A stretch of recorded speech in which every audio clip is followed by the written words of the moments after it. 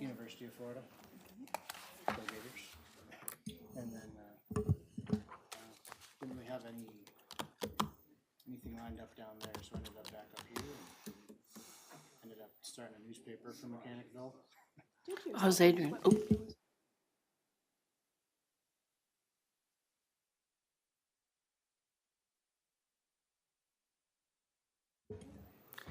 I'm looking for work. all right, well, I'm not sure where Councilman Ricky is, or I don't recall whether he said he was going to be here, but we might as well get started. It's 4 o'clock. This workshop is to basically button up some of the loose ends that we had during our previous workshops about the rezoning, to put our zoning in compliance with our comprehensive plan. We have with us Bob Murphy from Barton and LaJudas, who's been helping us through this project. We met with him, staff met with him last week, and we kind of put together a plan for moving forward. I believe that we had several items that we wanted to address. One was the buffering between residential and commercial in our commercial zones. So I think I'll let Bob kind of talk about what we worked on in that regard. Sure. Can you hold the listening? Al Ricky's caught up at work. He's going to be about 30 minutes late. Okay. Okay. All right. Well, thank you. Yep. There we go. Well, thank you. So, in our discussions, as the supervisor mentioned last week, we put together our notes with planning staff's notes about different changes to be made, and kind of hypothesized about some sort of win-win scenarios for addressing some of the discrepancies we might have had. And You know what, Bob, I should Yeah. have started with, why don't we talk a little bit about our public information Sure. section? Then we'll go to that. I'm Okay. sorry. We'll put a cork in that for Right. now. But last Wednesday, we had a public information meeting right here on Wednesday at 6 o'clock. I believe we had a crowd of about 20 to 25 people. I don't remember the number exactly. And my colleague and Margaret Thurston and I walked through our progress on the update so far, how a zoning code fits in with the comprehensive plan update, and some of the broader issues that the comprehensive plan called to address, and we sort of solicited public feedback on some of those issues. That feedback loop is still open. We have an online survey available that we'll be collecting feedback on through Wednesday evening. So, so if you haven't heard and you'd like to offer feedback, that is available still. So we'll be taking that feedback to adding it to our proposed recommendations and see what changes we need to make to address them. And that's where we are with that public hearing right now. Public meeting. Thank you. Now we can. Now we go back. Okay. So we compared notes. We sat here for like almost 2 hours trying to walk through, some of the draft changes that I think town staff had prepared compared to what we had. I think each of us, it kind of explained different, maybe shorthand we were using, so we were able to clarify some of that information. And one of the issues that was brought up that I know wasn't maybe settled on at the last public or town board workshop was the buffer between residential zones and commercial zones where they abut each other. Currently, that required buffer is 40 feet. If it is less than 40 feet, there are requirements for 100% opacity, either fencing or some sort of screening device, and that's all in the commercial corridor design standards. I believe it's been proposed to expand that to 100. One of the, angles we looked at was, all right, well, how much of an effect is this going to have on properties across the town and developability of those properties? So we thought that including that 100-foot buffer in properties of 7 acres or greater would kind of produce similar results, because those properties could handle the 100-foot buffer. And then maintaining the 40-foot buffer for properties less than 7 acres. So that way, we increase the protections for residential properties from commercial potential nuisances, chiefly visible nuisances, but also not render even more acreage completely undevelopable in our Route 9 corridors. I do have some resources from back in 2018 when Route 9 North was rezoned by this town board. There was extensive discussion about how it would influence some of the properties and make them basically undeveloped or totally. It was discussed in 3 separate workshops by the town board. We have advice from the LA group about, you know, what the effect of that would be. And then here's a list actually of the properties that are in those zones that would be affected. And the ones that would have the asterisks are properties that would be rendered totally undevelopable. And some of them are properties that we probably would like to see redeveloped. I mean, most prominently, the Locust Grove Motel would like to be. Then it's map that Jamie produced for me basically shows those properties that would be rendered totally Brought undevelopable. up the LA group. Yeah. Were they involved in that process as a consultant or I what? was asked by John Hartzell to reach out to the LA group because Mike Ingersoll was a professional that dealt with things like this all the time. So the email correspondence was Mike Ingersoll's professional opinion regarding the buffer. We were discussing it. at the time. Which you can read that. I don't recall him getting hired. No, he didn't. that. It was through It email was a- correspondence. I don't know if you want to read that. That's the email. These are the minutes from the meetings where we discussed it. What are you proposing as opacity? What percentage of opacity on a 100-foot buffer? We would not provide any opacity for a 100-foot buffer, just like the current code doesn't for 40-foot. How do you measure opacity? It's what you see, 100%, you can't see through it. I know, I mean, I understand that, but I mean, how do you measure that? Because I might not be able to see through, somebody else can say they can see. We have to trust our planning board, I guess, to make that determination. There are tools that can measure light trespass as far as what gets from one property to another. That would probably be the most technical way of doing it. I do recall the Stewarts at exit 9, exit 11, when that was going through. That was a huge issue. And I think we set it as 100 The list of properties feet that are affected. at the end of the day. But there were residents that were very 2 copies. outspoken about that. And at this point, I haven't heard any issues. I think it was it 100? For properties greater, There's a fence. And there is, that's also, That's what they wanted. yes, Plan Development District, right. yes. But it was contentious issue.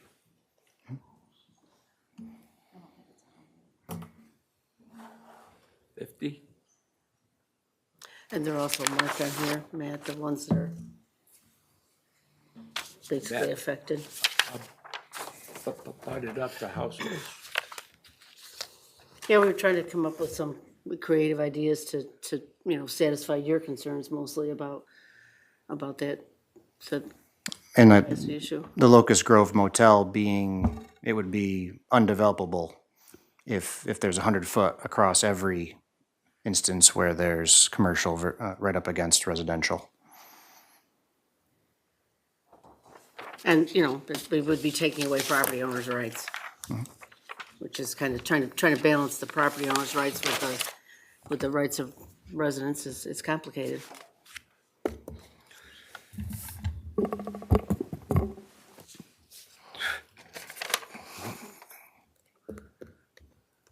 Maybe we can have a clause in there about grandfathering in,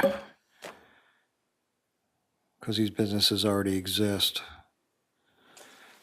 Right, but the problem is if the Locust Grove Motel wanted to redevelop, they would be subject to the new, just as an example, if they wanted to redevelop, they would be subject to the new 100-foot buffer if we made it 100-foot for everything.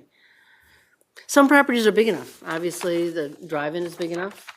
The Speedway is big enough for 100-foot buffers. But most of these properties up here just are not that big. I think probably the old Elsera Nursery is big enough. But, you know, depending on what somebody wants to put there.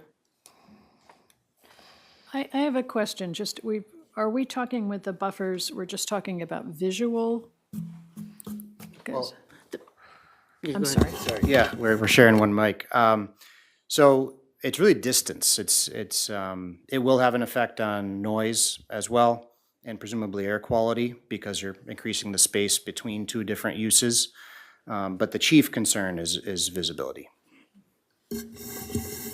However, over the past year or so, certainly here in the town board, we've heard concerns about, especially in the summertime, bands playing, certainly the raceway, you know, although it's been there, and of course, it's on people's deeds that the raceway was there first.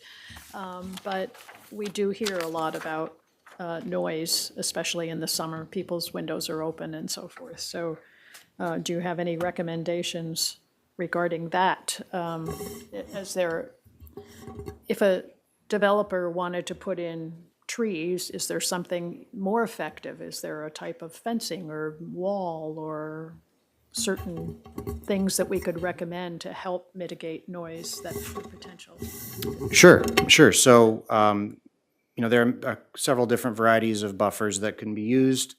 Vegetative buffers is often the most common. It kind of fits into the rural neighborhood landscape. But there's also berms, which are earthen, and, you know, can even act slightly more impactful for noise too. And there's fencing as well. So those elements can all add to your opacity, which we talked about earlier, is the ability to be able to see through it. But those techniques can work as well. It depends on how much we would want to ask of a potential developer to do that. The other question I would have was be about lighting. You know, if you're right next door to a, I don't know, used car lot or something that has overhead lights and for safety's sake that are on all night so nobody vandalizes cars or whatever. What about something like that in a potential, or an area where an apartment complex is planned and maybe there are, you know, little drives and roads and parking lots there? Have we? I believe that's already addressed in our already code. addressed. I think Yes, that is addressed for, yeah. right, we have a lighting, right. Do we have anything addressed about the height of the commercial relative to the height of the residential? So for example, somebody has a two-story house, and then right next, what I don't want to see is then right next to it in a commercial, you can put a three-story or four-story commercial building there. I would like to see that the commercial cannot exceed the height of the residential neighborhood that would border it. The commercial corridor, I don't In- think in- Bob probably, the commercial corridor design standards already address that with a step down. So the building would have to, there's a plane. You can have your four-story building, maybe then you have a two-story, it'd be 4, 2, and then a buffer, so forth. There's clearly stuff already been addressed in both of our commercial corridor design standards for that. Where would I find that? In the transitional buffer. Do I have a copy of that? No. You do not have the commercial corridor standards in front of you, I can tell you that much. by looking at your pile. It's kind of not really, It's a separate document, right. and you can find that on the Town of Malta website. You want a copy of that? Yes, You want please. it emailed to you, or you want paper? Paper, please. So my question is, you've been working through this zoning issues on your part. How far are you to implementing the request that we have stated? Pretty far. We've drafted a number of the solutions that we think could be effective. We're waiting on public feedback to make sure that they are what we are expecting from public needs, and then working to reevaluate that when we get it with town staff and the town attorney to do that.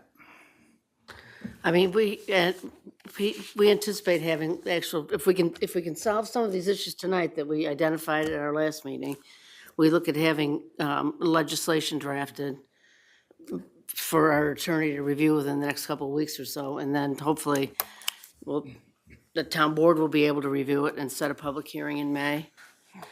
Most of the stuff we agreed on. There was a handful of things that, and this was one of them. Does our compromise, Matt, sound like something that you can live with? It's a good start, yes. What, besides the properties that are denoted here, what properties are under 7 acres that are not currently developed? Do you know? No. We'd have to go measure that. I'm just like, why'd we come up with the 40 feet? I like the 100 feet for everything greater than 7 acres. Well, if you read Mike Ingersoll's evaluation of it, it's that it renders a lot of the properties in that area totally Can't they come back and ask for a variance on that? If it is extreme if it's an extreme hardship on the site owner? Yes, they can do that. There are several tests that need to be met For tests, Yep. isn't it? for that to be able to be authorized, but that is a possibility. And the 40 feet is also one of the reasons that we've chose it is to keep it. It is the current requirement for 40 feet between commercial and residential buffers. So, kind of first do no harm. That doesn't mean it's right, though. No. And that's the minimum. I mean, No, it doesn't mean that the planning board can't, Yeah. request or require a larger buffer if the property meets that. It's a balance. It's a challenge to find the balance. It's how do we protect the residential neighborhoods while not taking away development rights from property owners? Have you actually addressed anything on the conservation easements that has been talked about by a group in town here and modeled after the Clifton Park easements? We've looked at the conservation easements, a couple things for communal access to the conserved area, to the conservation area that's protected, and making sure that that is accessible to everyone in that subdivision for open space conservation subdivisions. For agricultural conservation subdivisions, we would not put that stipulation in place because oftentimes that is agricultural lands that is conserved. Or historical? The other thing about I the term ones that was suggested to us is because we have no town tax, we can't really abate taxes. We don't have the authority to abate school taxes. And with no town tax, I don't know what the benefit would be to the landowner. So Well, it's something we should investigate more, but that's what I'm saying. yeah. And it hasn't been really talked about. The people have talked about it, but we haven't talked about it. The other issue is the community benefit on PDDs. We have not really discussed Yep. it Well, all. The other thing is Saratoga, Saratoga Village up the street is trying to be sold. And it's trying to be sold as a large apartment development. I don't know if they've contacted planning on it, but it's very extensive. And we really have to sit down and have this conversation on density of apartments in town and how we can come up with a balance. It hasn't really been discussed at all here, and I think it has to be. The other thing is, R8, is that a zone for 5 acres now versus the we 4.5? decided as a board not to do that. We decided as a board, and one of our workshops, this board decided not to implement those zoning changes to downzone those areas that, Which areas? the comprehensive plan recommended downzoning the Brownell Road and Malta Ridge, and in one of our very first workshops, it was agreed that Was the first this one? board did not want to do that. It was the first one. Do you recall? We didn't how- want to downzone those. You talking about the 4.3 acres to 5 acres? Yeah. Oh, I don't know Or about I that. think it was To change the definition? 5. And this, the board agreed not to rezone to R5. I don't see anything about R8. No, R8.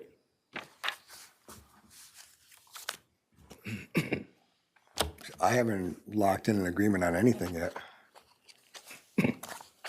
And that was requested by a group in town. So you want R8 to be a minimum of 5 acres, Yes, minimum lot size. yes.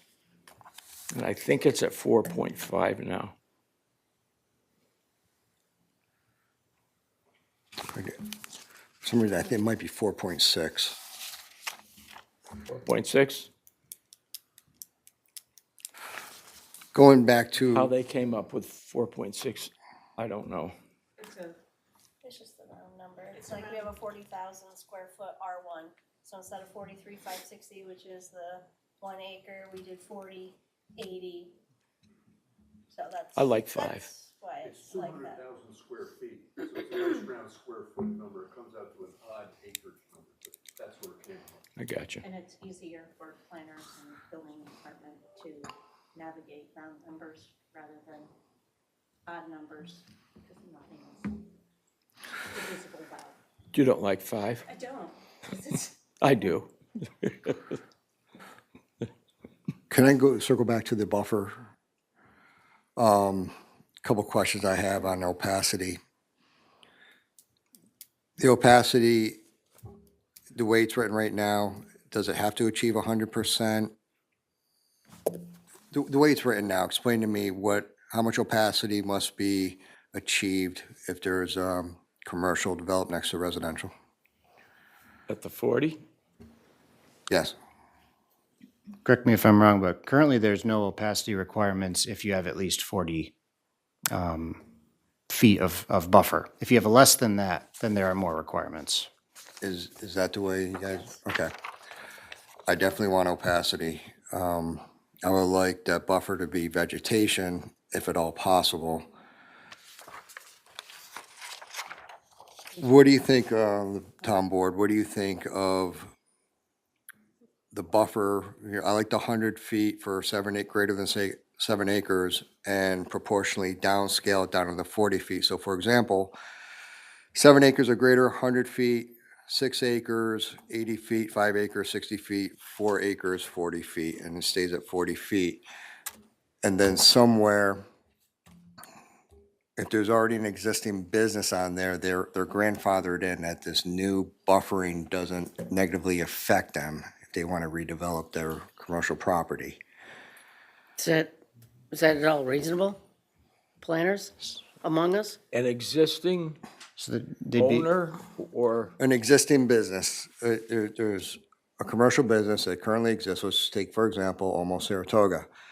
If they want to knock that down and put something else there, that this change does not negatively affect them. They could build on the footprint, or they could keep the existing. yeah, Is that, they would be able to keep the existing footprint. I understand about the existing footprint, but I'm also understanding that a new building, they may have to change up the footprint, and I don't want them to be negatively affected by the changes we're doing here. When I'm doing, when I'm looking at this, I'm thinking of property that's not been developed yet, right next to residential neighborhood that's already developed. So I don't want to negatively affect existing business owners for what they may have to do or need to do in the future. I don't have any problem with that. I want to know, does it, Usually it'll happen in a sale, though. oh, Usually. there's Mr. Ricky. Sorry, I'm late. Only question for you. I'm trying to think of the best way to implement that without Without, yeah. it being unjustly burdensome on the other property owners. So I'd have to give that some thought. Okay. And, I would like to just hear briefly how Floria feels about that, to make it, I don't know, Transition. I think I should just be quiet, because I'm thinking of the administration aspect of it versus, yeah, this sounds great. I'm not here, Jamie's not here, we have new building planning staff, and now you have, somebody's gotta go in and catalog all this and make sure that every future, like, Almost Saratoga, the Locust Grove Motel, those are two examples that I know that don't meet any type of a buffer for redevelopment. There has to be clear Yeah. direction, but if we get new software, notes on software programs disappear. They don't agree? Is Right. that what? Well, I'm you're saying? worried about the administration, because it's not gonna be clear, we're gonna have these parcel IDs, there's a lot line adjustment, now you have a new parcel ID. So even if you attach it to the parcel ID, the history, you're saying lost. this, it's going to be, I'm thinking administratively will be difficult 10, 15 years down the road when somebody, new staff needs to administer it. This is lost, and they'll be spending, we want to make it clear to staff and in the code and not have all these exceptions. Correct? That's why we want you to speak, though. But I worry about We're our seeing it staff, from because you our guys- point right. as So policy, and your input is necessary pull for up a us. chair here, Steve, come on. am I wrong? Don't be shy. I mean, I know I'm being defensive, but I worry about staff later. Well, in addition to the staff worries, and I don't know the express answer, but typically zoning goes with the property, not the business. In other words, when we zone something, we can't say, we can set a zone that says these commercial things are allowed and not allowed. But the rights to, say, a area variance or a use variance, they're not particular to the business itself, they're particular to the property. We're now doing the opposite. And I don't know the legal answer, but in addition to practical answers, I think there may be some legal concerns with that as well, because you're not tying it to the property, you're tying it to a business use. So I'm not certain of that, but if we're gonna go down that route, I think there's multiple potential areas that create some difficulty for it.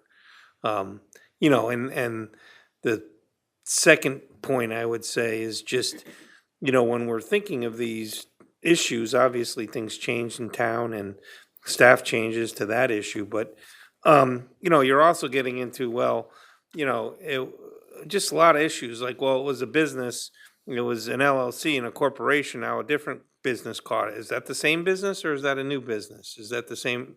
So you're gonna be opening up a lot of can of worms that we're really trying to close up and tighten up with our zoning. I think it begs to the question of, how necessary is it then? If we're creating really broad exemptions, does it justify the need for the provision? And then maybe we just should look at changing the provision slightly, to make it, but make it more applicable. So, just my input. Pull your chair up, Steve. You'll want more input. I know you will. So if we downscale it proportionally, the 7,654 acres and going with 180, 60, 40 feet respectively, and if the future business owner needs to decrease the buffer, they can go to the zoning board. Okay.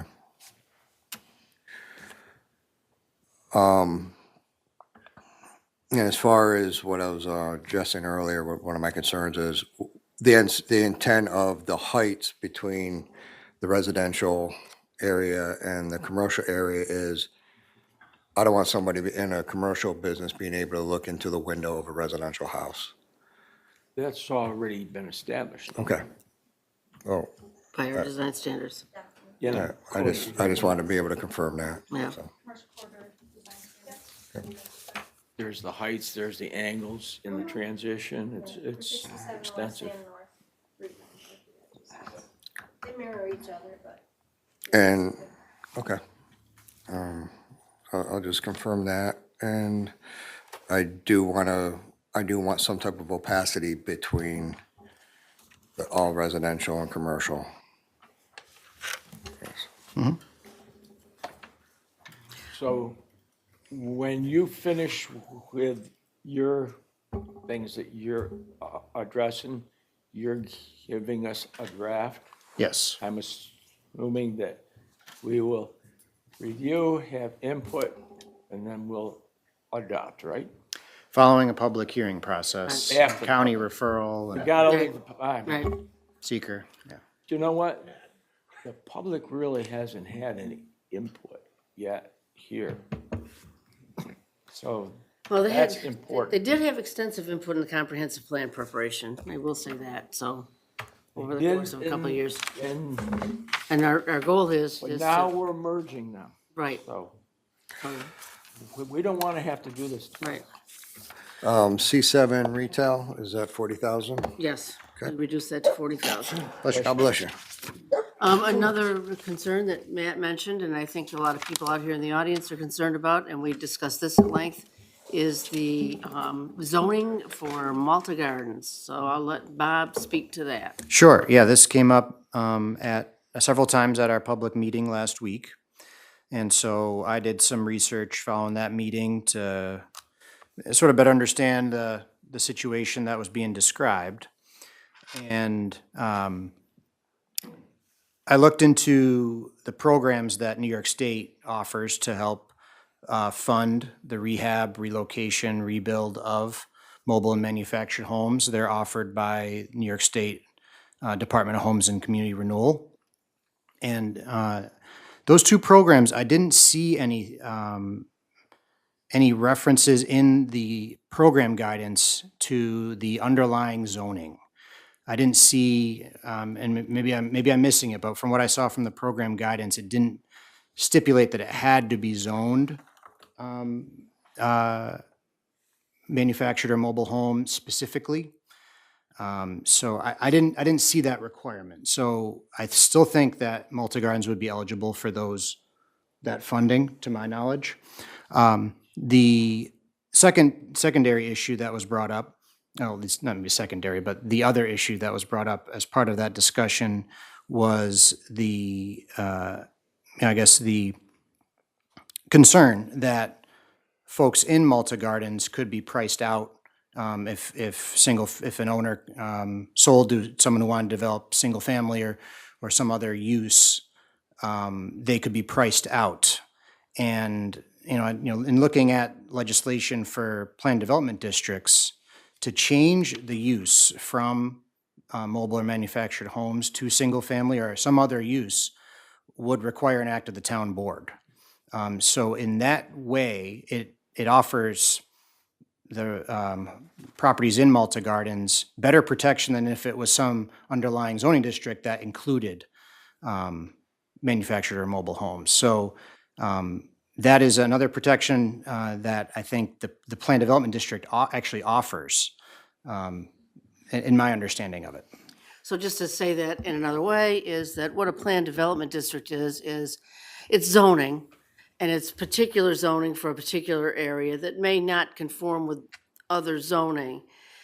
And so if somebody came by and it was not a planned development district, it was just zoned, they have the option of going to the zoning board of appeals to appeal and possibly getting a use variance.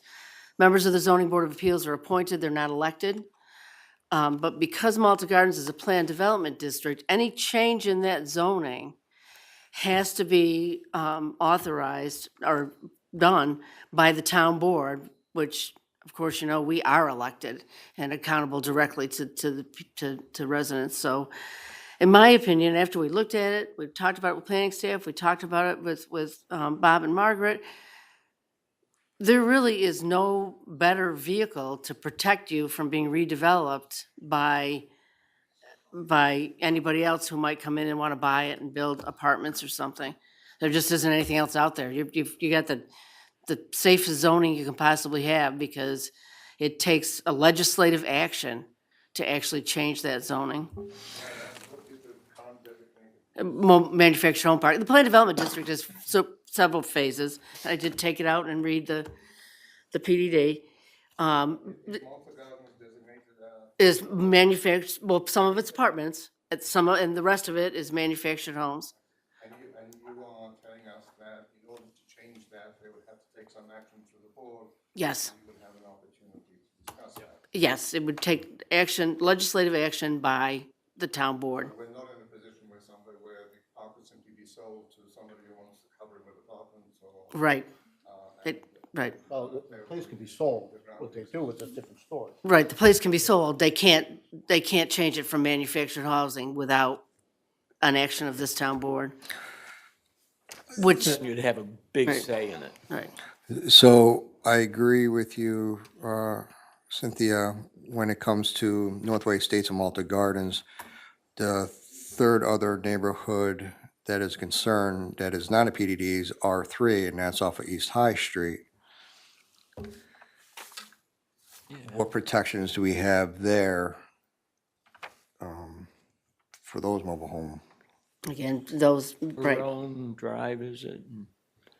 What is that? So that's just R3, there's no planned development district? R3 and Thompson Farms is R3. It's allowed use? So that's solid. That's good. So that's pretty well buttoned up then. Is it buttoned up? I mean, if somebody goes in and, if I bought a mobile home park off of East High Street, can I knock it down and build a two-story house there? And can that then systematically start happening in that area? Well, I think the state also gets involved. Yes. With certain protections that are in This- place by New York State for mobile home parks, manufacturer, housing, et cetera. And it's as I understand it, it's a very complicated and long process to even have that happen. So even though on the surface it may look like you could potentially do that, I think it's a bit of a battle, both money-wise and time-wise, to get that. Especially when the land is owned by, one entity and the people are paying lot rent, and they may own their homes, but the land underneath is owned by that entity. That all happened because of a trailer park in Saratoga, town of Saratoga.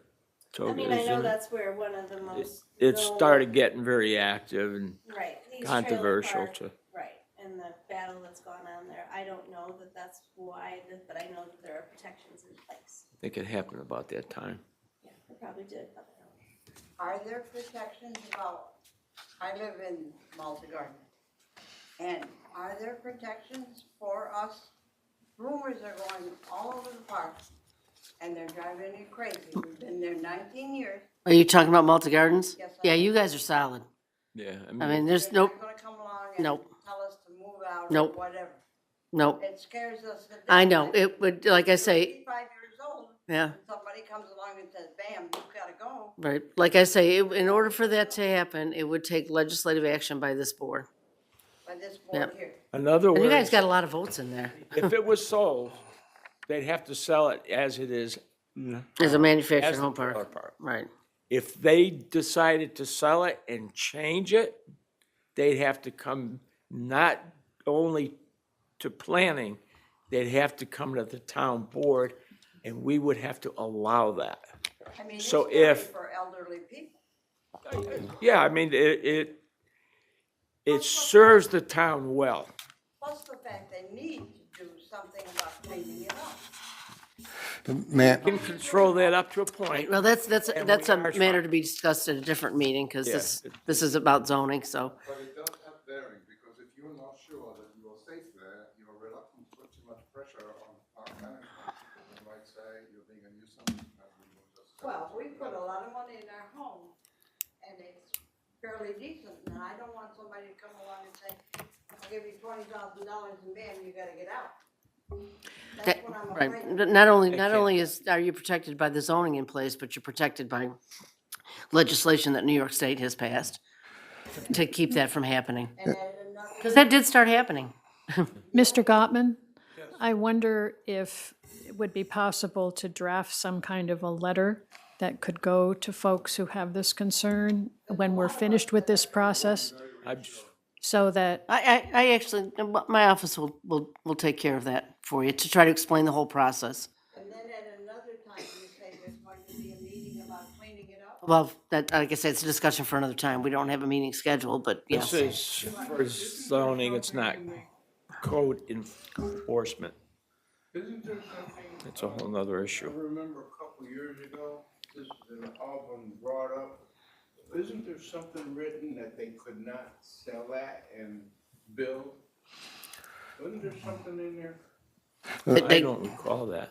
that they, We were told today, as a matter of fact, that there would be housing development coming in, professional buildings. no. no, that's just not true. That's just simply not true. Ma'am, let me put your concerns to rest.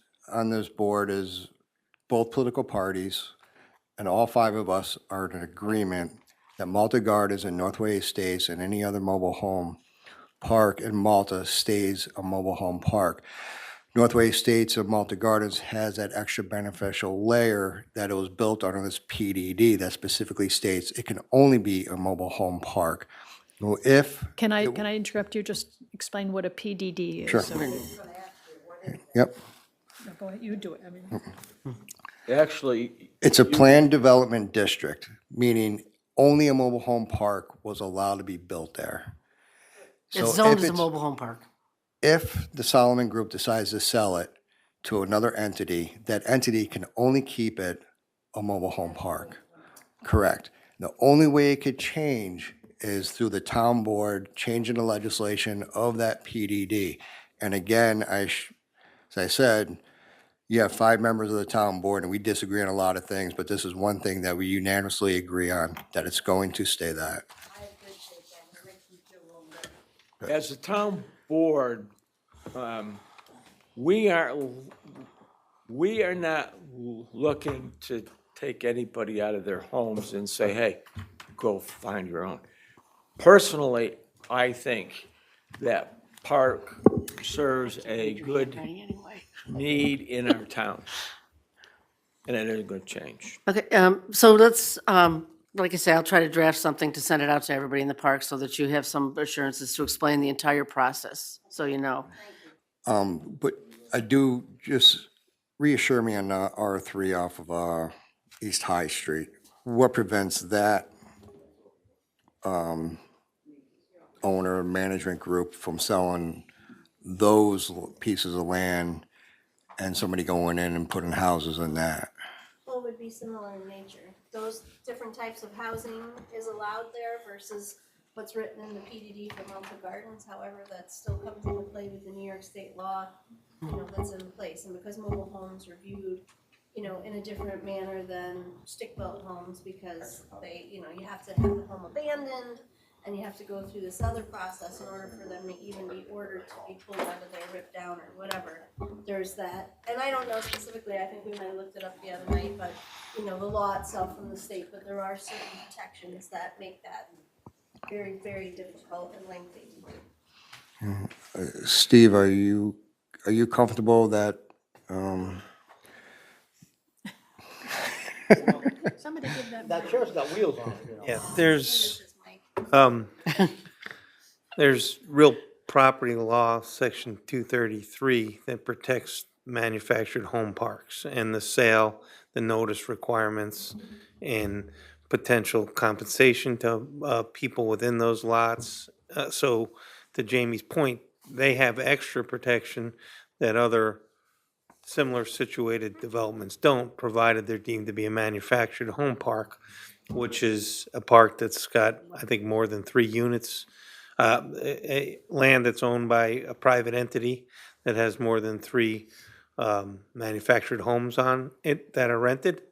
So I don't know the specifics of the lots that you're asking for, but it seems that they would be deemed manufactured homes, parks, and in that event, they are protected by New York state law. Whether or not that's, sufficient for the town board, that's a different matter. We have our own rights, but that's the section of the law that gives manufactured home tenants greater rights, including greater rights with respect to evictions and otherwise. So they are still protected. I think there is certainly more guidance we can provide to the park owners through a letter, but I think there's a lot of misinformation on the issue out there. all right, thank you. One more question specifically about Multi-Gardens. Are we currently guaranteed right of first refusal if something crazy were to happen and the town board, maybe 5 years from now, is a completely different town board, maybe they vote to I think that is in the PDD, Well, I don't. that the residents, That's New York state oh, law. New York That's state the law. new That's real what we- property, section 233. That's one of the Just saw it protections within the state law, as well as others. So that's independent, independent of this town board. This town board has its own rights with respect to changing zoning. So we'll look more into that, Matt, about the one up in, I'd kind of forgotten about that one, the one up in, on I'm Side satisfied. Street. I'm satisfied with Okay. that. So there are other issues that, we have agreed that we need to take up. So independently of this land use. Well, first, let me ask Gail, he's got some boxes over there. No, go ahead, finish, I'll wait till the No, end. this was gonna be sort of an end thing, but, so you go ahead. Let's see what Is you this got. the end Not or yet. the beginning, because This, I'm going? this is the beginning of, The beginning of the end? yeah, All right, well, I was curious. oh, yeah. I was curious why there was talking a lot of pressure about Malta Gardens, and I guess it's all, what, rumor? Well, it's not coming out from anybody from the board, right, on social media or anything? So it's not being generated from here? It's more, there is a park, by Saratoga Lake that. Yes. Had a situation happen where they essentially got pushed out because the land got sold, they didn't get right of first refusal. And so that just kind of generated a lot of fear that the same thing could happen to us, because as far as I understand, we wouldn't get first right of refusal because the zone, it's not specifically zoned as a mobile home park. But it is. But under the PDD, It is. it's very strict guidelines as to what can happen in a resale. Okay. I mean, that's as ironclad as you can get, really. Honestly. Did we decide on what they were voting on, the moratorium? Well, I have it on as a discussion item tonight. Okay, I'm still hoping that we can get far enough along this process that we won't have a moratorium. Have we received any new applications since last month? Have we received any new applications since we started talking about moratorium? What he wants to know. Yes. Yes, well, I know about the New York group. I'm talking within the last month. We have Yeah, we've gotten over 20. 20. Yeah, because Because because fear or, Some of it, yeah. Some people have been talking to us about these things for years and have decided to get their foot in the door and get. it could be a good thing, but, well, there's 20, right? Right. I think it's time to shut the door right now. But anyway, that's me. And some of the other things we're gonna talk about, we didn't talk about public benefit yet, did we? Well, I'm hoping to do that actually as a whole separate, start that work, That's all right, I'm sorry. So that's kind of what I started to say. There were other issues. One is the Plan Development District legislation. We talked today about planning staff that, we're turning this part over to Bartonell and Judas. We would start looking at the PDD legislation and was going to propose that we have a workshop specifically for PDD on May 19th. And so in the meantime. Saturday? No, it's the day of our second town board meeting in May. So at that time, we would have some proposals and we'll get together and talk about that. The other issues that we had addressed early on in the process were Malta has no solar law. If you want to have a moratorium on solar, I'm great with that because, we have no solar law. It's presumed as a not a use that is allowed, an allowed use in Malta. But I think we're getting pressure from solar companies, so Bartonell and Judas was going to work on that for us. The other issue that we've talked about is short-term rentals. I'm sure there's a long list, what we can No, name I think to that- prolong the moratorium. It can go on forever. Right. I got it. I think we, So the answer is no, and we're gonna pick a date soon, right? Otherwise, we're just gonna list, at least in my eyes, we can list all day here, Of the 20 new applications, how many were apartments on Route 9? Additional? None. None? Okay. That's good to hear. Are Build, baby, build it. they described in your monthly report? No. Could they be? You want a list? You can have a Yep, list. I do. And the last thing, and again, I apologize for being late. Do you got the top 3 bullets of your takeaway of your briefing that I missed? You could say in 3 sentences, could you? What you said this morning, earlier? Sure. I apologize, I'm just making, We talked about buffer between residential and commercial properties and No resolutions, no numbers or anything like that, right? we talked about 100-foot for properties greater than 7 acres and then ratcheting it down. We've got to put that pen to paper still. We talked about opacity for that, light trespass. Any new proposals in front of the board? no, just No. them. All right, I'm good. There was, on that question, just to try to get the buffer concept ironed out a bit. So, the proposal, Al, that was suggested by Barton and Judas. LeJudas was for a 100-foot buffer if the parcel was greater than 7 acres, and this is for commercial redevelopment, and when it's adjacent to residential, it's currently 40 feet. And, there was back and forth with respect to that. What I'm asking is a potential consideration. We went back and forth on, well, could we grandfather current businesses of whether or not they could be exempt from changes? And for planning staff wasn't very thrilled with that, and I had some legal concerns with that. But no, but it's important because it seems to be a sticking point to moving things forward. What I wanted to propose was, and I think our staff and our consultant probably could give good language to the town board if they were comfortable with it, is we can expand the definition. 100%, there seems to be concern about what 100% opacity is. And if we have a real focus area of what we're concerned with, the development that we're concerned with, you can add perhaps language like a green belt, something that defines what has to happen in the first 20 feet for these type of hybrid, 100 feet, it's clear. I think there's consensus that a 7-acre parcel can afford a 100-foot buffer. So we have the increased buffer. For the smaller ones, there seems to be concerns because we haven't ironed it out. And what I'm suggesting is maybe there's additional language that could be proposed in addition to the width of the buffer that might satisfy the board, that define, like Matt had a point, he's like, I'm most concerned with vegetative when allowed. But I think in other municipalities or in other codes, there are concepts that add like I'm just using the term greenbelt, it may be something different, but that says that's part of our buffer. So in this area, yeah, you don't have to have the 100 feet, but you have to have these increased things without being overly burdensome on the planning staff, but that it's well-defined, that we're really trying to address the concern of existing residential neighborhoods being impacted by these. But we recognize that we can't do 100 feet because the lot would be non-developable. So that was just a thought that I wanted to add. Yeah, I think that's a good thought, and I agree with it for the new requirement for the 100 feet to have that similar language in, because I do believe there is similar language to that in the under 40 currently.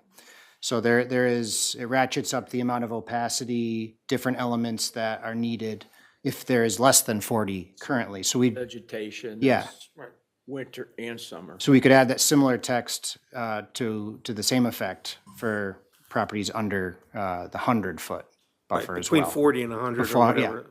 So in other words, that there's a solution that maybe isn't perfect, but what we're recognizing is that small lots versus large lots are much different. We want to have protections for our residents, but at the same time, we need to have a workable system that's not going to overly burden developers and planning staff. So, thank you. Otherwise. I like that recommendation. Well, we've been taking comments, so. I have a question. You're dealing with buffers in an area where you have the less density, but you're not changing anything in the form-based code where you have higher density, where buffers may make more sense. Is that correct? The form-based code is very strict and has taken that into consideration. It's a whole nother ballgame. Yeah, you're also in our form-based code, it's in our commercial corridor where we're trying to encourage commercial development to a greater extent, and correct me if I'm wrong. So that this concept is really in a more of a transition area where we're worried about existing subdivisions that are residential that are now gonna have a plopped commercial next to them. So while your point is valid, buffers are equally important within the form-based code. What's precipitated this conversation is redevelopment of areas that create a concern because they're adjacent to the residential. And when we're trying to, our comprehensive plan is trying to create infill within our commercial corridor, and this form-based code is very specific and, you know, really sort of cutting edge compared to many other places, whether you like it or not. But it defines what it's supposed to look like, what you're allowed to have, and there's very clear guidance within the form-based code that goes beyond what our regular code goes to. Very explicit. Jamie, Floria, of the 20 applications, do you have a rough idea of how many of them would have been negatively effective if moratorium was in place when they dropped off the application? All of them. None of them residential, home improvements? No, Okay. it's all commercial. I mean, to be honest, all of those applications are likely a result of the talk of moratorium.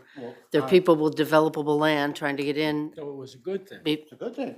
I think it's exactly what we want. We want commercial and not apartments. I think Okay, let me ask you this. raise the roof. How, Even with our are, taxes, they're still are, interested in are market. any of those applications apartment complexes? Yes, yes.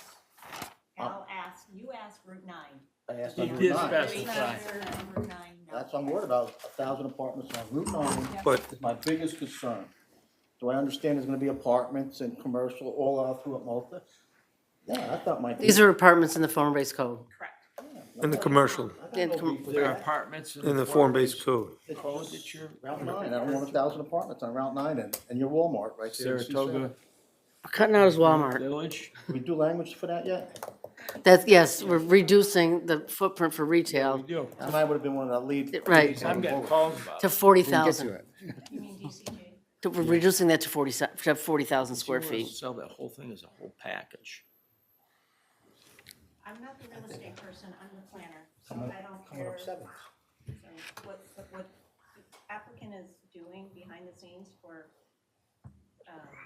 potential sale has no bearing on what the planners do or looking. I'm thinking of it from a town plan as a whole. It is basically form-based code compliant. How's that? Use is the whole compliant, yes. Use is allowed. Use is allowed. Really Right. bit me on that one, didn't you? The more, and then, yeah. Quantity of it. So to that point, in my opinion, the moratorium's not really needed because of the fact that anybody that wants to develop anything in Malta already has an application in. That's not true. If you're saying from now to the future, no one's gonna build anything else? No. No, I'm saying those 20 applications are already in the door. I'm ready to action the moratorium tonight. You know, I got it. I understand we've been what's going talking on here. about this moratorium. But for how just so long it's now? clear, I mean, this is unrelated to what we're here for tonight, and we'll probably talk about it more at your town board meeting, but as drafted now, the moratorium would have no impact on those applications. Yes, it's true. So, just, They beat us out of the starting gate. My question was, when are we signing this thing? That's the question. That's my question. No, that's my question. Okay. Tonight. Second it. I'll make a motion tonight. How's that? Are we ready? Yep. Well, not right here. We'll ready. wait to the town board I meeting. said tonight. Okay. That's today's evening. Well, it'll take pressure off this whole thing. We'll just slow this roll down because, Because I'm getting calls It'd from be- developers. I don't An want to hour rush to ago. failure. I don't can see think- what I we're doing think- here, trying to knock out a little bunch of I things think, before that. and I it's think like- we have worked hard. I I think don't, we kicked the in- can hard enough. and in I my- think we're in my gonna opinion- continue to. and let me I ask you think we this. ought to address some of the things What, like I what? have a concern about. What other issues are there out there that you have concern about? PDDs, The the art. conservation easement that has been pushed by residents in this town that have spent months of doing research on. We've been to other towns. It works great. I would like it addressed. He will address it. If it's not, we'll push it out. We'll have a moratorium. okay, but you gotta give some guidance on that, so, because we don't have a town tax, and what's proposed is to do an abatement. We have a solution for that that's used in other towns that I think is great. Okay, so then we should provide it to the planner so that we can get it to the No, board. we should talk to it as a town board before it gets to Okay, the so, planners. What's the so solution? then what's the solution? That's what we're asking. I have You heard a presentation. lots of paperwork that's been presented to the town. And that's what I'm addressing. I'm addressing the fact that that presentation talks about property tax abatement, and we do not have a townwide tax. So that solution is very difficult for the town of Malta to implement, and to pass legislation that provides no benefit would mean it's probably not likely to be used. So what I was trying to do is put forth the discussion further to address what other areas of conservation easements or solutions do we want to have our consultant look at so that we can come back to the board with other solutions rather than I to. will provide that in writing. Perfect. The other part is, we already have conservation subdivision legislation in Vermont, so the board should review those. We have, which is kind of ironic because we got great recognition from the county for passing the first one, and very glowing response to it. We've also acquired through town funds, conservation easement. I think we're being very proactive, and we'll be continuing to do so when we discuss our PDDs, because I think that's a big part of those as well. Yes, it is. So, any specific concrete advice you can give to lawyers, to staff, or to consultant will be, like your written I will email, will be provide super that. helpful. And it helps as a financial entity also. What's that? I said, we can work on that, but we need to get it on the agenda. What do you want, so if you're talking about a local law to be passed on an agenda, you have to first get the information to create the law, to process it. And part of the zoning update is creating a new law. And we need that language, that's what this whole exercise is about, to provide that language. That's why I'm asking Craig to provide that, which he's going to. I guess my point is that we have talked about this between the residents and myself, They've been publicly about it, and we keep wanting to skip over this. So now we will provide everything in writing as it's been given to us and how to address the financial issue also. I'm not trying to skip over those discussions. I was trying to keep this portion of our discussions focused on the land use that's recommended in the comprehensive plan. And in my opinion, we've accomplished most of that. What other issues in that regard are you concerned with? What have we not answered in the last 4 workshops, the 8 hours that we've been here? I just want to, on one of those subjects, on the R8, where it's right now 4.6 acres going to 5 acres, where does the board stand on that? It's huge. I kind of side with our planners and say that it makes it a little unruly to try to do it, but if that's something I got to cave on What's the to. question? So R8 now is 4.6 acres, 200,000 square feet. 200,000 square feet. So when you're playing with math and you're drawing out lots and things like that.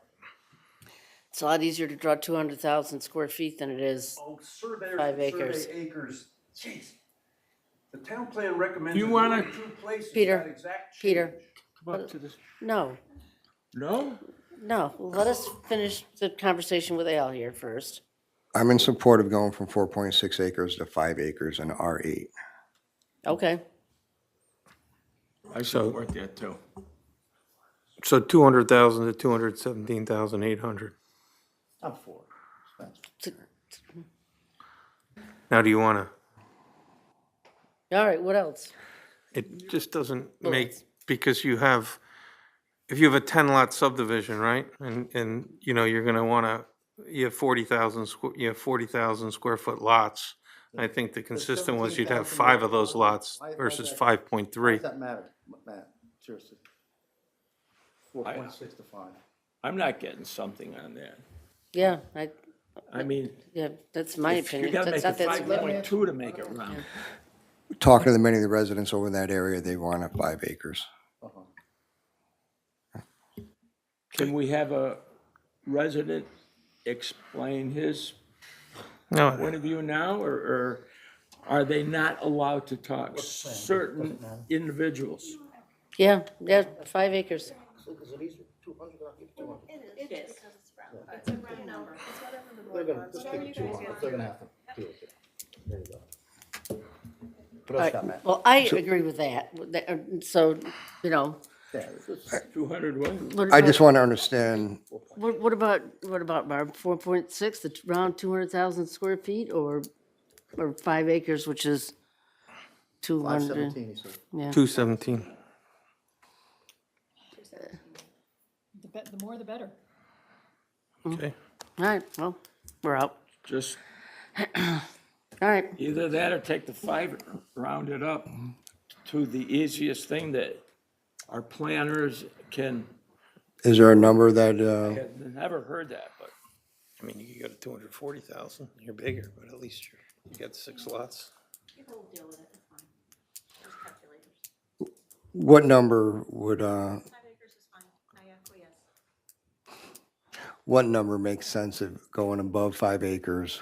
The first number that's easy to subdivide if need be.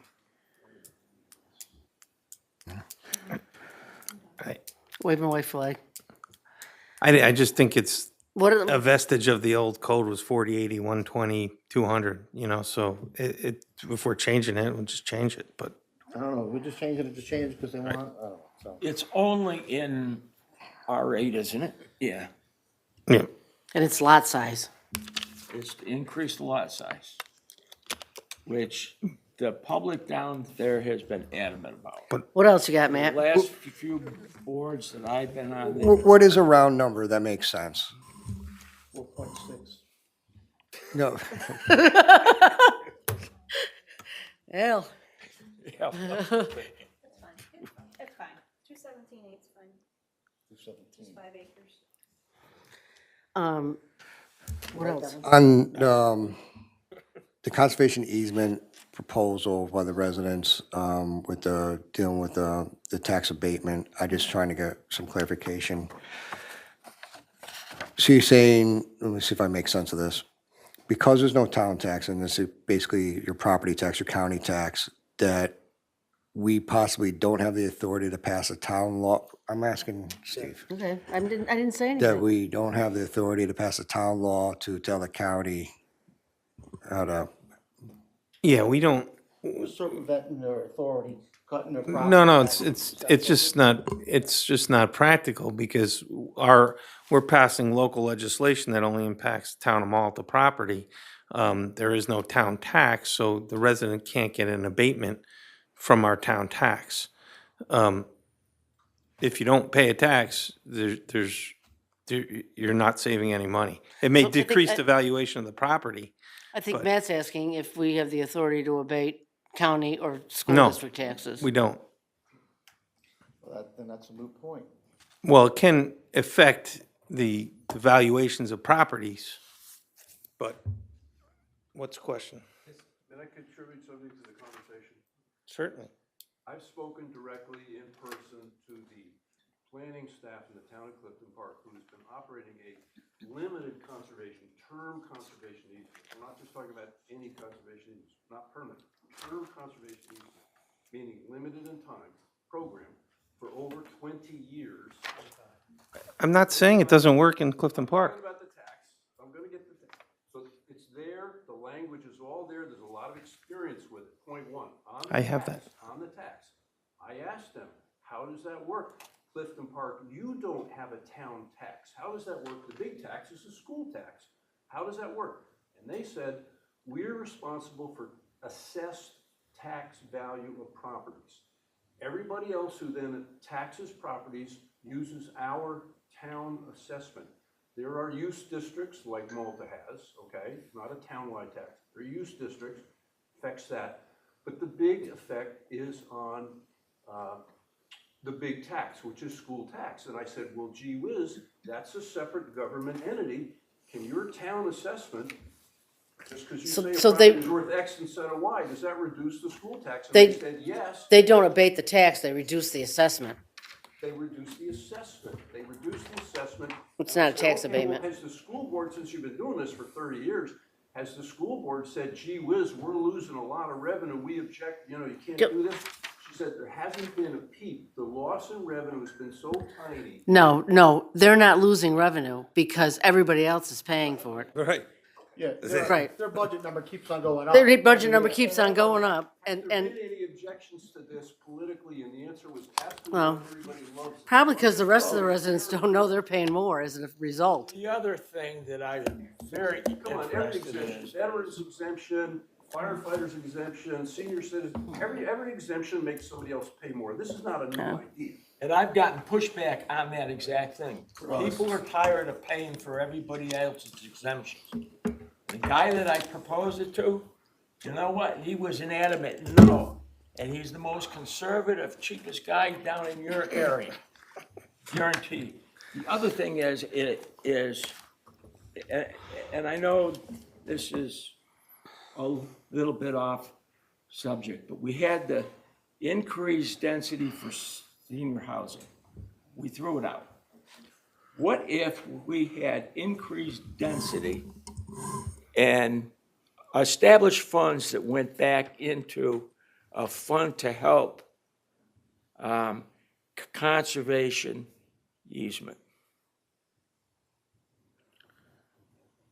I would love to see something like that, because it's putting money back in that we could use later on to conserve land.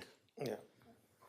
Well, there are other concepts besides the term conservation easement that several years ago, the board considered or discussed, like TDR banks where you can bank, you could sell your development rights and you put them into basically a bank that would increase your density, but you've preserved property. I mean, there are other concepts out there that the town could further look at that could, be outside the scope of this or part of this, but land development and protection has many different facets.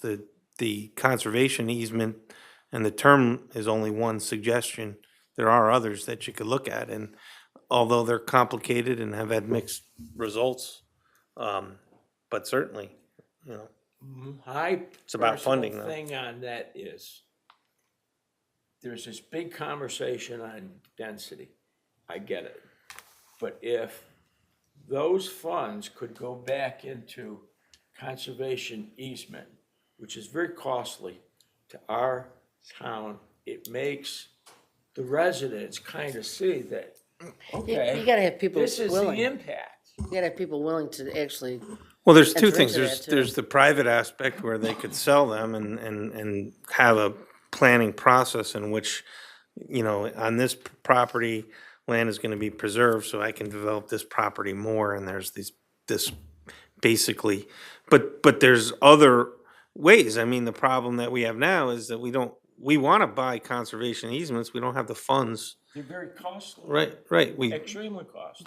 right, because, but so, yeah, so, you know, if that's an issue, just like we have, mitigation fees, you have other fees that go into these concepts, but one of them is to preserve open space, and we bought one property, with the funds that we had. And, they're gone, right. So, And this is one of the reasons why term conservation easements make a lot of sense, because the town can have a temporary 15 to 25-year easement on a property and pay nothing. And what happens when that person decides to sell and not fulfill his obligation of 20 years? You know what? Wait. There's provision for that. And if you're not paying 5 times as much as if you paid the whole time and that much of a penalty, otherwise, who wouldn't sign up for it? You'd be a fool not to. Prorated. You'd be a fool, right? You're gonna save on taxes because your assessments are. Clifton Park, if they don't follow through, there's a penalty, so the funds come back to the town. I read the Clifton, I read the Clifton Park policy, and you got a 20-year term easement, and if you say, well, on year 17, you want to sell, you only have to pay back 5 years of your assessed taxes. Well, geez Louise, who wouldn't sign up for that? Because you're guaranteeing yourself 10 years. You're not really committing to nothing. So I'm 110% against term easement. You could write it so they had to pay back 17 years worth. Doesn't have to be 5 years. You can write it any way you want, Al. Well, that's what I'm saying. I'd make it pay back with Joe, Yeah. and then 5 years more on top of it, penalty. Write it that way. I don't know. That's why we're here. I appreciate that we're finally talking about it, and I think we should get into the weeds on this. I want to just point out a couple of facts, that when we asked them, what was the total cost to the town, to Clifton Park, they said it was calculated out to less than 1%. It was very little. It's very, very little. Now, they've had this program for 35 years, and that's where they are today. It's less than 1%. The problem that the Oats Committee, the Open Spaces Committee has in this town is that we're a paper tiger. We have the capital reserve is not being funded. I have nothing. I can't, it puts us in a position where we have to go and find these nonprofit organizations that have money. It's very, very competitive. A simple solution would be a term conservation easement. And I think because that way the town doesn't have to raise money for it, and we can slow down the development while people decide what they want to do, while the Oats Committee can go out and find some funding for it. It buys time. It buys time. It's a good solution that has worked in an adjacent town very, very effectively. Buying time for who? For the guy not to sell his property? For Just say no. Let him do maybe, something. Al, maybe. What do you have against the easements? We're losing income. There's no town tax. Town's not losing anything. Tax was already. well, no, they're not either, You just because said- the levy's gonna be the What I levy. wanted to make, by the way, is I don't think this is Everybody, right. everybody else is gonna pay It's more. less on school tax, is that correct? Can we not say that? That's what All was right, flushed. someone's picking up that tab, The rest of us. the rest of us. Less than 1%. Well, there's not a lot of 15-acre lots, I'm sure, left in Clifton Park that, you know, they gotta fix sprawling, you know. And again, if people wanna move to Clifton Park, move to Clifton Park, be our guest, enjoy their policies. All that the Oates Committee is asking for is that we have a Well, the Oates- discussion about. Yeah, just, you know, you're a committee, you can make an independent report to the board, you've submitted certain drafts. In the context of what we're trying to accomplish now, I don't think that, well, some of the board's very supportive of it, and all is we're trying to say is get to the bottom of it, but this is not necessarily a reason to prevent the zoning from being updated. No, it's a different subject. You can pass a local law at any time to address it. Comp plan and zoning? It can be. No, it It is, and yeah. We haven't even talked about it until today. Well, Residents have, we haven't. And then I turned around and went to hand it to you, and you said, I I have already it. saw it. I have it. I don't need the paper copy. I've And you reviewed. asked me to give you another paper copy of it, right? No, Tonight. no, I didn't. I didn't ask for a paper copy. Anyway, that's not the point. Anyway, So you this, could implement it as law. the town board can implement a term conservation easement. I just don't even know what to say. You just need to tell me how you want to draft it. Matt, Okay. do you have something else? Yes, instead of the 2,800, make it just 2017 800, just make it 2017,000 square feet for R8. That would make it pretty much compliant with other numbers that I see in the residential neighborhoods. I see 217,000 quite a few times as a maximum amount. Does that make it easier? I'll answer for them, that's no, Matt, but anyhow. Probably for agricultural lands or something like that. Correct. So when the next easement comes up, a conservation easement, you're gonna vote it down, right? That's correct. 110%. Are there other, There's a, But not the bill. Well, Just say no, listen, there's, the money's all gone anyways, Al, so. that's what I'm saying. You're trying to give less away, we need more. I support conservation easements. If that's not the workable solution, I'm sure there is a workable solution out there. Another avenue is with that public benefit for PDDs, having that benefit being a monetary benefit specifically put into a fund to purchase conservation easements in the future. I mean, that could be a caveat for the, I mean, I wouldn't necessarily suggest it as the overall public benefit, but it could be a requirement of the PDD that they contribute something to. I'll show But that's mine enough, is- that's a, You just said you wouldn't, though. No, on public benefits, right. I want cash all the time. But again, that's a conversation that I kind of wanted You to and I have agree about that. as its own discussion. Why I haven't been discussing about it here is because I think it's a bigger nut to crack, and we need a whole workshop to talk about nothing but PDDs. And That's fine. Right. When are we're gonna have that moratorium signed tonight? We're gonna talk about it. Well, and, you know, like I say, then there's no, Who's on first, I don't know, third? I'm trying to get this, I would rather retool it to have a moratorium on PDDs and You know what? solar. Wait, let me see. Because we've Wait a done this minute. work. Wait a minute. You retold this whole thing from the start. We have kicked the can on this moratorium forever. Enough is enough. We haven't kicked the can. Yeah, we have kicked the can. Yeah, we have. We disagree on, no, you kicked the can. No. I never heard of no.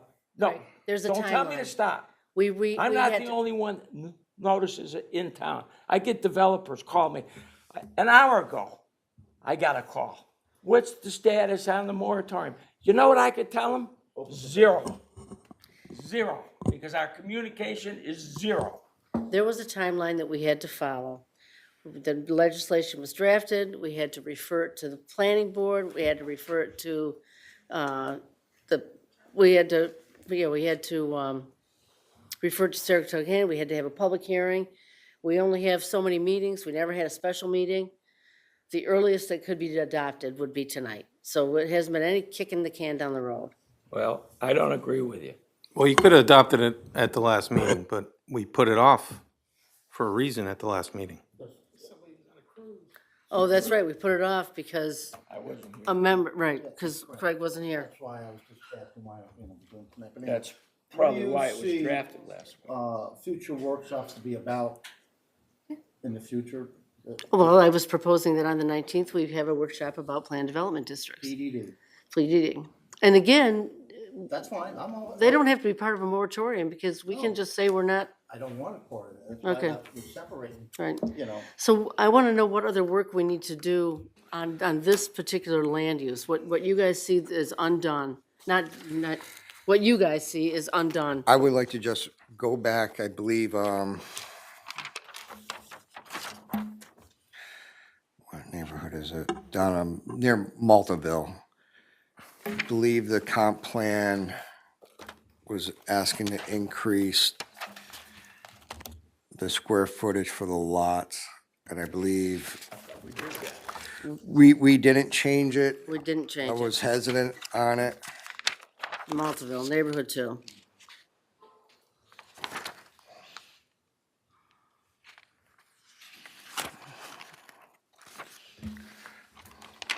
Yeah, it doesn't say anything about rezone, about downzoning. Oh, rezone parts of the R1 zoning to R5 zoning to limit development.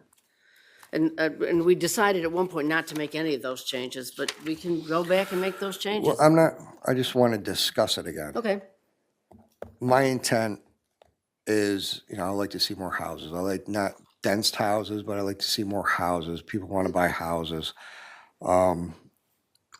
Is everybody good at not downzoning those neighborhoods there? I think as of right now, you need, what, about approximately 3/4 of an acre to build a house down off of 67 going towards Mechanicville? R1, whatever R1 is. 80,000. Or 40, I'm sorry. It's 40 of the. 40. And R1 is, right, 40, but there's, on 67 west or east further toward Mechanicsville is R5, which requires 80. So And we were discussing whether or not to increase that 40 to 80. Right, that's what the comprehensive plan recommended. Right.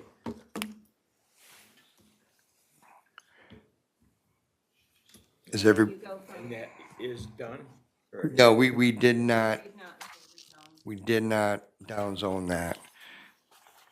On February 24th, you agreed not to rezone Well- neighborhood 2, Multiville to R5. And neighborhood 4, East Line. Yeah, right, I think there was 2 neighborhoods. Yep, neighborhood 2 and neighborhood 4, East Line Road and Maltaville. Where it's R1, it was proposed, it was recommended in the comprehensive plan to downzone that to R5. Do you want to change your mind on that now? Well, it's, We passed around some potential maps that what it potentially could look like at that time. When was the last time that zoning was changed in that area? 16 or Under 17. 2017. Yeah, 2017, I believe, yeah. Wetland. Yeah, wetlands. It's on the other side of the street. I got no problem with the land use. Good. You like it the way it is? With the decisions that we've made in the course of the last 3 or 4 workshops, I'm not going back, I don't got no beef with everything. but still you want to institute the moratorium tonight. Yes. Why? Because I want to stop the growth of this town. On Route 9 especially. Just that, That's- we had 10 in the hopper, now we just added 15, 25 projects, we're good for a while. I'm out. That's just me. Anybody else wants to keep going, keep going. I'm- But the intent of the moratorium was to update the zoning, which we No. can have that The done by intent June of it was 1st. to bring the comp plan in relationship. Right, to the update the zoning to be, PDDs were addressed in the And- comp plan that we have to My address. idea is with the moratorium was to stop the buildings of apartments on Route 9. Councilman Ricky, one of the things that I understand when you say that, but it's hard for me to reconcile that with your very strong feelings that are not supportive of purchase of development rights. It's one way you permanently stop development when land has been conserved and when it's being conserved forever. I'm not conserving anything, I'm against it. But that nobody can build on it if it's conserved. And that's one way to stop and preserve draft that what was you're put looking out for. on the It's one way to do moratorium, that. Al, clearly spells out the comp plan and the zoning plan have to be caught together. It isn't All right, so we're going working on it. I mean, I after got a lot of beef with it. apartments or, Besides, when you keep on asking, Well- what is my idea of moratorium is there the byproduct that the whole town stops a little bit for 6 months? Yeah, we've been kicked with 3 months, has already been gone by already, would have been halfway over already. you Yeah. know. But, Well, like I said, we couldn't do it any sooner than that, so. But when you, I guess, I'll wait till everybody's done talking and then I. No, go ahead. Before we leave this meeting, we've had people here who have worked hard for no money. 3 of us sitting on this board have at one time or another been on the Open Space Committee. I think we can't just pretend it doesn't exist and still ask people to do the job for no money. And I understand Mr. Ricky's concerns. Excuse me, Councilman Ricky. But let me finish. I would like this board to commit to a workshop at some point. Why do we have an open space committee if we're not going to entertain options to conserve open space? These are things that happen in every state. People, communities do this, places that remain livable on Long Island or Greenwich, Connecticut, or Westchester. Lots of development pressure, and people agree to set aside land that can never be developed. It's healthier, it's more pleasant, it's safer in many ways. Better for property values. And I agree. My point is, I don't think that discussion needs to be in the context of updating our land use. that's fine, and I think I it will. is, because the comp plan specifically talks about it. We need to still But- have that conversation. I agree, we need to have that conversation. I don't think we need I'd to. like to have that conversation on May 19th when we discuss PDDs. All right, we better start at 2. Yeah. We can have that conversation in more detail because we have 25 minutes left before the town board. And I think it does exist in the same realm as PDDs. A lot of the same areas that we'll be talking about. And on May 19th, we're going to be discussing PDDs. And I would like to talk, Discuss it. absolutely. To your point, Walter, for the Oats Committee, ready? Do I think they need a war chest? Yes. Letting the landowner pay less on assessed taxes is not gonna increase any money. So if we start getting, ready, I finished my thought process all the way out. I love cash when we do all these projects as a public benefit, and then you know what, some of it goes to them. And see what they can do, whatever they gotta do, because, it's still, we don't have public land that we're conserving, right? It's always private land, so we Yeah. don't even own it in the Well, first place. We also can't have even done have a 2 committee on conservation that either. easements already, so. Like it says, I'm not for the oats not, being shut out, but I'm against term conservation.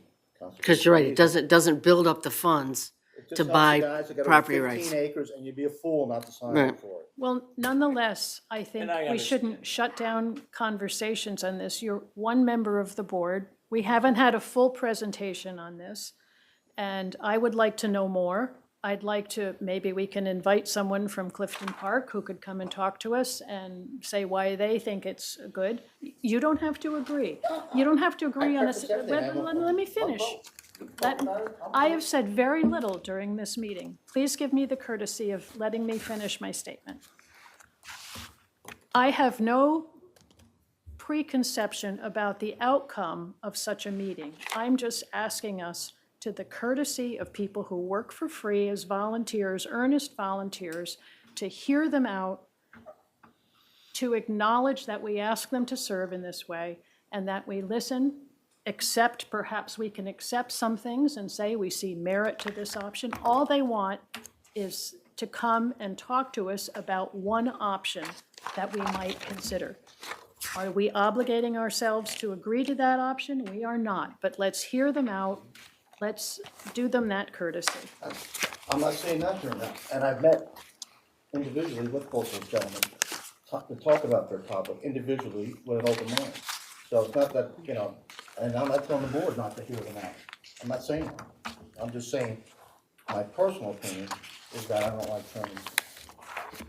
Are you going to vote with your personal opinion or in the interest of the town? Yeah, we're getting, Allowed to vote how he wants. we're actually getting sort of off topic here. Matt, your mind's still rolling over there. You have any other things that you'd like to, Talk to the people at Mountain View about their term, their easement and in perpetuity. Go to Avondale and say, that Mountain View was a great development. That's where I live. Well, there you go. Go knock on some doors and get their concurrence on why it's a great idea.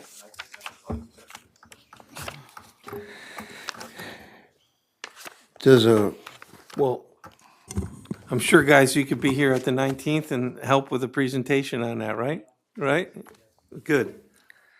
And I won't say anything derogatory. Is it possible the board use a whole workshop to go through PEDs, because there's a lot of detail there, and I mean, that, whole workshop just to go through this. Try to put it up an hour, I- an hour or something, huh? well, except that I think the conversation on the PDDs is gonna take some time. And that's, would be what I would recommend we address first, is the PDD I think we ought legislation. to have that discussion tonight. Moratorium and why. What it has to have to accomplish, yeah. I'm not done talking about it. are there any proposed changes for the form-based code? Adding uses, I think, and We agreed that GC3 was gonna have townhomes and senior housing. There were two parts, there was Park Place PDD commercial lots were gonna get rezoned to GC3. The law office next door to us is gonna get DX3 zoning. I didn't bring my table with me. but there Do wasn't, we have notes from these meetings? Do- Jen takes notes, and they're recorded. So the comp plans mentions encourage establishment of pocket parks. That's part of the PDD, form-based code already. yeah, Yeah, I'm already, trying okay. when we get and residential. add senior housing and townhomes, so we agreed on that. DC for downtown civic, rezone, oh, so that's the law office. Yep. And rezone Park Place, there was those two lots in the Park Place, they're part of the PDB. Cynthia, I think on the back of the notes. You don't have, those aren't my notes. No, My notes had a map. yeah, that's the Round Lake Can Road. you send out us a summary of all of our updates? That we Didn't, Well, yeah. That's what, That's basically what they were gonna do with writing the legislation, and then we would review the So he has legislation. all that info. yes. We're gonna see his drafts. We're gonna review it, make recommendations.